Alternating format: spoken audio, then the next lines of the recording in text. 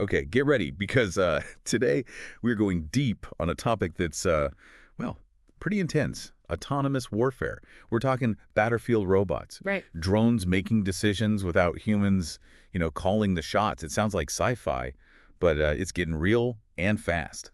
It is a huge change for warfare, that's for sure. And the interesting thing is, it's not coming from some like evil desire for robots to take over. It's actually pretty human, the reason behind it, protecting our soldiers, our own people. Yeah, minimizing casualties, I get that appeal. Sending machines into danger, not people, Hmm. seems like a win at first glance anyway. Yeah. But where's the line? When does taking out the human part become, well, dehumanizing? That is the question, right? Maybe let's start with the good stuff. Think about it. Drones in a chemical weapons zone, nonstop, intel gathering, threats neutralized, no human life at risk. Or those enemy strongholds sending in troops is almost a guaranteed loss. Autonomous systems could completely change that equation. Okay, strategically, I see the point. But machines deciding who lives or dies, that's still tough to swallow. How can we be sure they get it right every single time? Humans, even with our flaws, we have a moral compass. Gets right to the ethics of it all, doesn't it? Autonomous warfare. Can an algorithm, no matter how smart, really understand a battlefield? Can it tell a combatant from a civilian? And what about when the data itself is messed up? We hear about AI bias all the time, so how do we know these weapons won't just repeat those same prejudices, even make them worse? That's a worry for sure. If the data used to build these algorithms is biased from the start, then yeah, that bias gets baked into the decisions the system makes. Could backfire big time, maybe even make conflicts escalate. And then who's to blame when things go wrong? Autonomous drone malfunctions, civilians killed, who takes the fall? The programmer, the company that built it, the commander who used it. Responsibility gets real murky. Accountability? That's a huge sticking point in this whole thing. Traditional warfare, you have a chain of command, clear who's responsible for what. Autonomous weapons, that chain breaks down. Machine makes the decision, but ultimately, who's responsible? And hacking. Can't forget that. What if some terrorist group gets control of these autonomous weapons? Yeah. I mean, the outcome could be absolutely disastrous. Oh, for sure. Security's got to be top notch. Right. But any system can be vulnerable. Use weapons in the wrong hands, that's a nightmare we can't ignore. So we have these weapons, super powerful, could change everything. But with them come ethical problems and security risks that are honestly terrifying. Where do we even go from here? Yeah, that's the big question. And honestly, there are no easy answers. The tech is moving so fast, the whole world is playing catch up. Incredible potential for progress, but also this huge threat of things going wrong. Feels like we're at a tipping point. Exactly. And that's why it's so important to understand this issue, all the details. Not black and white, much more complicated than that. Needs real careful thought. This deep dive, it's living up to its name, that's for sure. Feels like we've barely scratched the surface. But before we go further, maybe let's zoom out a bit. Look at the bigger picture. Right, because autonomous warfare, its impact goes way beyond the battlefield. This technology could reshape the entire world, literally. Reshaping the entire world, that's a big statement. Yeah, we were talking about that, how autonomous warfare could have that kind of global impact. It sounds like it's not just about how wars are fought, it's bigger. Oh, it is, for sure. One of the biggest worries is this, an arms race, globally. Countries see their rivals building these autonomous weapons. They're going to feel like they have to do the same just to keep up. Classic security dilemma, right?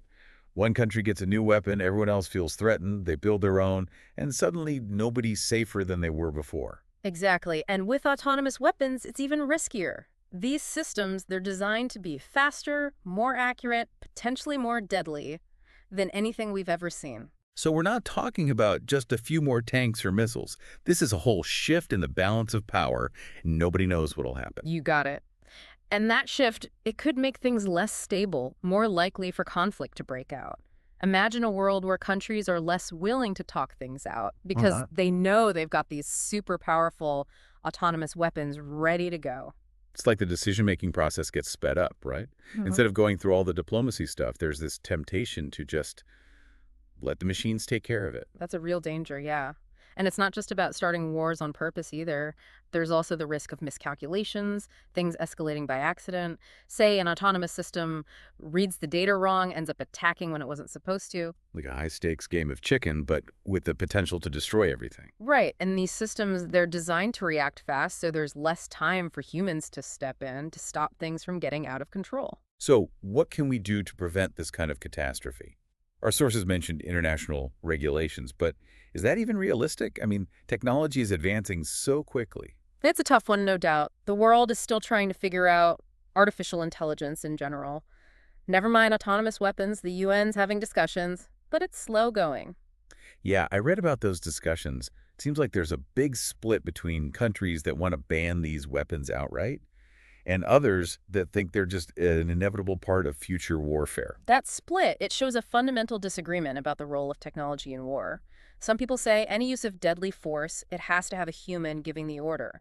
Others think that machines, in some situations, can actually make more ethical choices than humans. That's a fascinating debate, but the stakes are so high. We're not just talking about ideas here. We're talking about potential for real harm Oh, on a yeah. massive scale. Absolutely, and that's why we need to be having these conversations now, before the technology gets to a point where we can't control it anymore.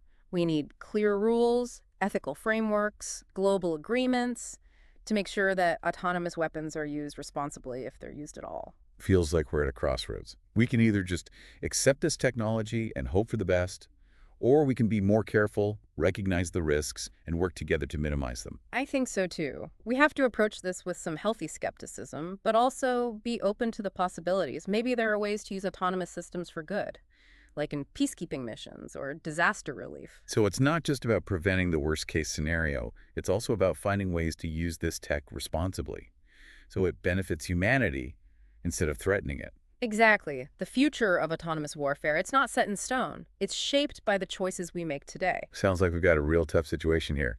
Balancing the good that could come from autonomous warfare with the very real dangers. Not an easy thing to do. It's one of the most important issues we're facing, that's for sure. And it's not just for governments and military folks to figure out. This affects everyone. So what can regular people even do about it? It feels so big, so complicated. Where do you even start? Well, first, just being aware of it. The more people understand about autonomous warfare, all the ins and outs, the more likely it is that real action will be taken. Read up on it, talk about it, ask questions. Yeah, it's easy to feel overwhelmed. The problem's so huge. But even small things can help, right? For sure. Get in touch with your elected officials, let them know you care about this, support groups that are working on ethical guidelines for these weapons. I guess staying up to date on what's happening is important too. This technology changes so fast, hard to keep up. It is, but there's a lot of info out there. Good news sources, think tanks, research groups, they're all putting out valuable stuff on this. So it's about taking action, not just waiting for someone else to fix it. You got it. The future of warfare, heck, the future of humanity is on the line here. We can't just sit back and do nothing. Well said. We've covered so much in this deep dive, from how autonomous weapons could change tactics on the battlefield, to the ethical questions and the impact on the whole world. It's been a bit scary, honestly, but really makes you think. I agree. And if our listeners take just one thing away from all this, I hope it's this. We have a choice in how this technology goes, how it's developed, how it's used. The decisions made today, they're going to shape the world of tomorrow. So let's make good choices. Thanks for joining us on this deep dive into the world of autonomous warfare. Until next time, keep asking those questions, keep learning, and most importantly, keep the conversation going.